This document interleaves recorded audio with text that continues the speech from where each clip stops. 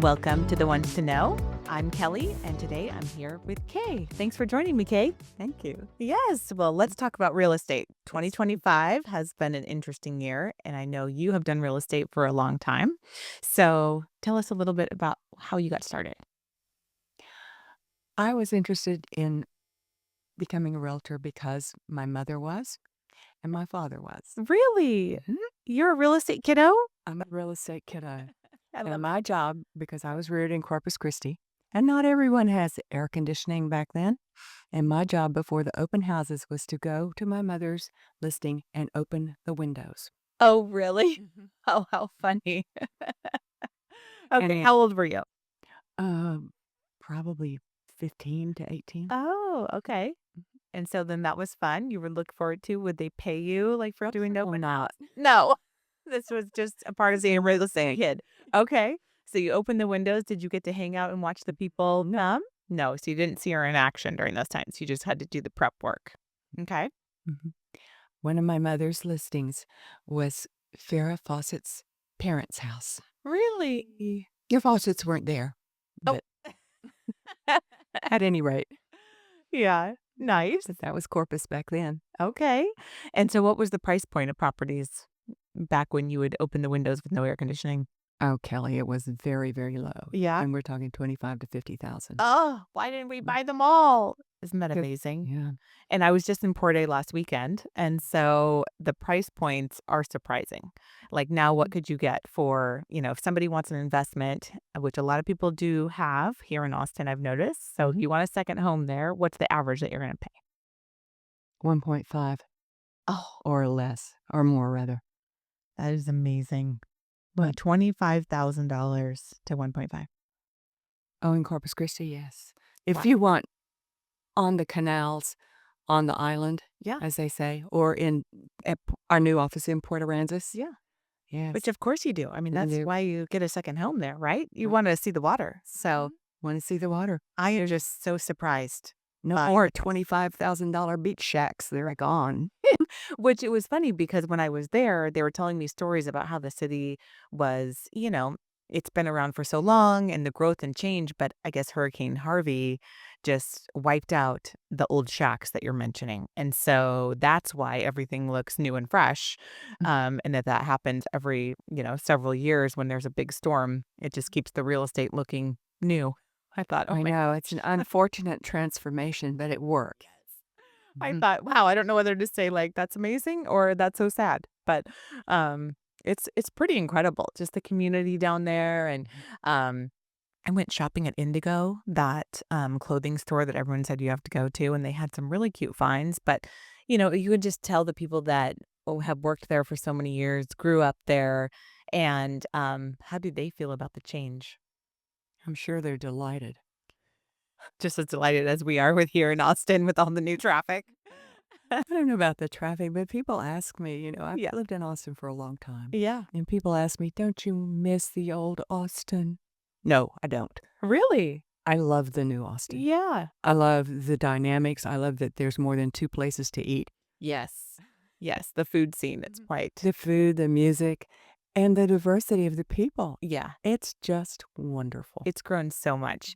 And especially, I mean, I know that you live in Zilker, which is Zilker one of your favorite neighborhoods? Oh, Right well, by yes. it's so Oh, amazing. I don't know if you know this about Austin, but Mm. when I bought my house over 40 years ago, Wow. you didn't tell people you live south of the river. Really? South of the river was not the place to move, Oh, but I did. okay. And for years, one of my college friends' dear mothers would introduce me. Kay has the cutest house south of the river. Really? Really? I'm not paying. Why? Well, because Just like people didn't cross over the river if you lived south, you just do things south or there was it wasn't any much I mean, to do. Zilker's an amazing neighborhood now. Yes, it is. That is so It's funny. extraordinary. Yes. And we have a vibe there of indigenous people. Okay. You can feel it. Okay. I have a tree in my yard, and one of the limbs is twisted. It was probably a marker, Oh, wow. a trail marker. Oh And my then it got to be a gosh. huge oak tree Uh-huh. with a limb you know, 10 inches in diameter and a twist. Yeah. Wow. Oh, that's cool. Mm.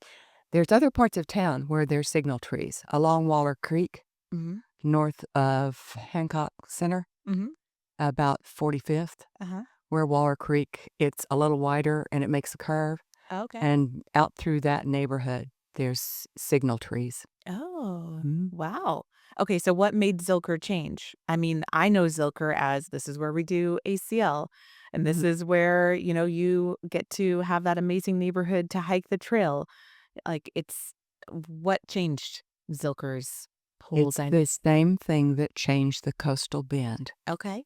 Was the last, least expensive, desirable place to be close to Ah. the water, as in Mm. Port Aransas or the river and Barton Springs in Austin. Interesting. And as young people bought a little cheaper and stayed and sold, the prices went up. And then the proximity to downtown became a premium desire. Absolutely. I mean, it's a 1.5 mile walk. Yeah.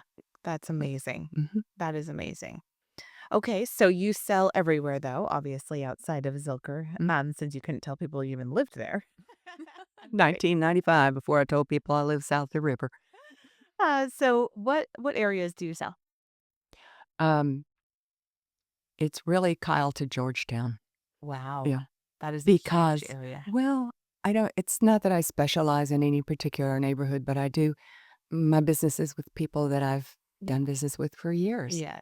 and, investor clients. And so I like the neighborhoods south for those purposes, Circle C, Travis Country, and then north, you swing out to the lake, to Lakeway, where the inventory is so varied, Yeah. as are the prices, and True. the topography is beautiful, and it's close to the lake, which we hope someday will be full again. I know. Uh, and then all the way out to Georgetown, which is historic, Yeah. and has this wonderful old Texas vibe about it. So you don't mind driving. You just No, I like go to where drive. clients want you to show them properties or sell. Okay. So if somebody asks you what's going to be the next growth for Austin, what would you say?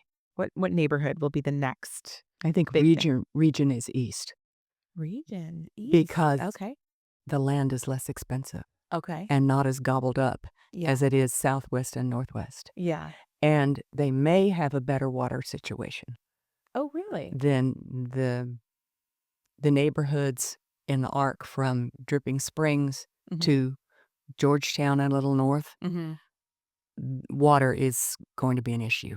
I learned that about Dripping Springs recently that Mhm. you have to get special permits if you want to build out there and get water access to your home. I thought that was interesting. Well, it's coming. And so, what challenges do you have with the soil and the water? Because I've heard that there will be tend to be more foundation issues if you're east. Is that true or not true? Let's debunk some of these Let's debate. east side Well, myths. it takes good engineering. I Okay. mean, a lot of those myths came about because of the reality Mm. that we didn't have good soil engineering when we built. Got it. Okay. Now, I'm not sure when that started, but it wasn't in the 80s, that's for sure. So, yes, there's clay soils to the east, the black clay, Yeah. but it's never stopped builders. Okay. They'll figure it out. Well, I always thought it's a great place to live because you're close to the airport. Like, I Mhm, love Georgetown so much. I think it's really, really mhm, charming and St. mhm, I used to live out in Bee mhm, Caves, but to drive into the airport was quite the thing. So it mhm. does seem like people coming to the city, newly living here, to still have access to downtown, the trails, and then the airport for travel. It does seem like there's a lot of growth over there. And that would be southeast toward Lockhart. Oh, that's such a cute city. And they have the thing about that area is it's cut up in tiny little parcels, Oh, okay. little farms, Yeah. smaller ranchettes. Yeah. You It's really hard to find 5,000 acres. Oh, Yeah, one parcel. yeah. Wow. Yeah, and that square is so cute. It Yeah. kind of reminds me of Georgetown, but, has all of the, little restaurants around it. Super charming. Well, they have a Carnegie Library. Oh, really? I That's didn't know that. the library in, Lockhart is a Carnegie Library. Wow. Okay. I know you have so much knowledge of the history of Austin. It's amazing. It's just reading stuff, Kelly. Oh, okay. If it's not in my Apple News, I've missed it. Okay, so talk to me about what 2025 market has been like for you and what you foresee the second half of the year will be like. I have clients who are waiting and have good reason to wait and expect to be back in the market the last 6 months of this year Oh, really? and into 2026. Okay. Because at some point, people's needs and goals have to move forward. Yeah. Regardless And of interest rate. regardless of interest rate or volatility and they want and they need to make moves. Yeah. So a lot of my clients are in that mode right now. Well, you've had a great year so far, though. Yes. Yes. Yes, I've been very fortunate. Yes. So what do you attribute that to? Besides you're amazing. I mean, we know that, Mm. but what else? I attribute it to my clients who come back to me. Yes. They're very loyal Good. and we all like each other. That helps. That helps. So, yes.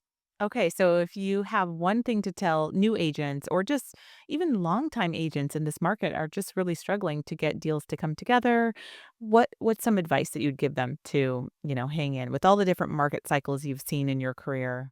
What would you say to them? Just stay with your people. I love that. Communicate. Pick up the telephone. Ah, I know. Isn't that stat so crazy about how many agents never stay in touch with their clients? Yeah. It's a tough one. Yeah. Yeah, Okay. I think that's important. Communicate. Yeah. I heard that this morning in the Sotheby's webinar Yeah. from one agent in Portland and one agent in Washington, D.C., and they both said, stay with your people. Tell them what you know and don't assume that they know. That is true. And I also think that, everybody, clients, agents, you hear from lots of sources. Yeah. Well, we can be the reliable source Yeah. because we do have the good information and the good data. True. So how do you keep track of your past clients? Are you using a CRM, an Excel sheet? Do you call them, email? What's your best way to stay in touch? I mean, we all need these little tidbits. I have Sotheby's marketing Okay. is the backbone, is Yes. the beautiful graphics, the postcards. People tell me, I mean, they're not saley postcards. They're beautiful pieces of art that you get in the mail. Yeah. Nice. And I also personally do an email to my clients Uh-huh. every Monday. Oh, really? Call Okay. a Monday Market Watch. Ooh, I like that. And I usually put a couple of interesting pictures in there. Mhm. Like a couple of weeks ago, I did the highest residential bathtub in Austin.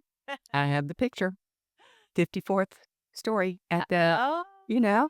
at the 6G. Yes. Well, there's bathtub. That's so cute. That was amazing, right? That view behind it. Yeah. Well, it is the highest bathtub in Austin. Yeah. I love that. That is so cute. And then the other bathtub at the house in Amara. Oh, yeah. Oh my gosh. At Hanan's listing? Yes. Oh, So serene and that's beautiful. amazing. I've got to get out there. Oh, don't miss it. Yeah. Okay. That's the other highest. Amazing. And so do you get a lot of feedback from that? And then do you call them if they did respond, or how do you communicate from there? I talk to them. Yeah. A lot of several of my clients belong to an organization that I belong to, Okay. and so we see each other frequently. Oh, that helps. Mhm. Yeah, I think when you can meld your everyday life with your real estate business, that's really the win. So it doesn't necessarily feel like work and feel like you have to sell. You're just authentically having regular friendships and relationships with your clients. And I think that is the best way to do it. It is. I've actually told people not to buy a Yeah. particular house. Okay. It was beautiful, Mhm. totally redone. The open house was thronged. Oh, It was in Westlake, a couple of $1 million. yeah. A swimming pool out in the woods Yeah. in one of those older subdivisions with the little roads that wind down to the Oh, lake. yeah. And they said, "Oh, we want it. We want to buy it." And I said, "Don't." Really? And they said, "Why?" Yes. And I said, "One way out. Oh, yeah. It's something to think about. True. Mm. Yeah, I'm sure that they love that you're honest, Mm. and just give them perspective on something that they wouldn't necessarily. Well, we found one with 3 ways out. Okay. I love it. Good. Okay. And so what does the next couple years in real estate look like for you? It's gonna be busy. Yeah. Mhm. And fun. It is so fun, right? It is so Gotta have fun. fun. Yes. I know, you work hard, but you do, Yeah. and you know what you're doing, Yeah. and clients appreciate it. What's your favorite part of the business? Working with the clients. Yeah. No question. Yeah. Yeah. You like buyers? Do you prefer sellers? I don't have any preference one Yeah. way or the other Yeah. because it's a different set, Yeah. but both of them have goals. They have constrictions with budgetary, location, whatever. Everyone is different, Yeah. but I have a system of checklists and informational pieces that I put out, and everybody gets the same thing. Mhm. And I run through the checklist all the time when we're You have a very sitting. good checklist. Thank you. So, Yeah. so when you have your systems down and everybody gets treated the same way, the reviews are good. Yes. And so, Hey, you're my dream agent. The oh, systems, thank you, keeping it Kelly. consistent. I mean, that is You told me to do it. but you do it. And that's the thing is that, it's really so basic sometimes that I feel like agents are like, oh, that's too easy. That must not work. But it really is just consistency, following the system and process that works for you. You have a beautiful checklist and systems that you follow, and it works every time. Thank you. So good job. You are an inspiration. I appreciate it. Oh, well, a fun fact is that I met Kay through Mary Lou, who is our manager that we had at the Mopac office for many, many years, Spicewood, as many of the agents know. And Mary Lou and Kay were best friends. And so one thing I always got to hear about how amazing Kay was from Mary Lou. So, you've Really? that every yes, she loved you so much, you know that. Well, she was a Corpus Christi girl too. Oh, I didn't know that. Oh, yes. She reared her kids in Corpus Christi. No way. Were you guys friends there? No, Oh, really? So when did you meet? in 1990. Okay. Mhm. We were Really? close friends for 34 years. Yes. I know. She loved you so much. Thank you, Kelly. And I know you loved her. And I loved her. So, good. All right. So, you're gonna just make clients happy. Keep doing what you're doing because you've had a fantastic year. Stay closest to the client is what she recommends, and follow your systems. Anything else to add? Watch the data in your market areas. Oh, you're gonna make me melt Every data is so hard right every now. day. Every day. It's That's hard. really good because it's not consistent right now. It is all over the place. We have this great gift of an MLS system, and and in Texas, sold prices are not public record, Yeah. which in that way you can help your clients better than if they had to go through public records to find information. Yeah, So, yes. true. So watching it every day. So you watch Mm. all of the active since we won't see it close out. You have to be aware of the active inventory to know what it was priced at, to know when it sells. Very good tidbit. I heard a very strange comment from one of the agents on a webinar. Know who the buyers were and what their story is. Ah, Well, really? yeah. We have Get- fiduciary duty here. How do you get that? Let me know if you figure it out. Yeah. Yeah. One thing I do like though is knowing where the buyers are coming from because Oh, I yeah. feel like we had so much influx of California, Mhm. New York, each of the coasts moving here. And do you feel like that's changed? I don't see so much California. Yeah. I see Houston, Mm, and then people in Austin just moving around. true. Mhm. Yeah, that does seem the um, majority of the sales that have been happening recently are local. Whoever thought that traffic would drive sales? Really? Oh, yes. So people want to be like They wanna close be in. in a different location where their commute is better. Yeah. If they've got kids going to school, you're going to a different school, 2 kids are going to 2 different schools, they'll move for the traffic pattern. Yeah, I could see that. Mhm. Very good. Well, thank you so much for being with me today. Oh, It has been so fun to get to talk with you on the podcast, and we'll do it thank you. again soon. And thank you for being here. Thank you, Kelly. Enjoyed it.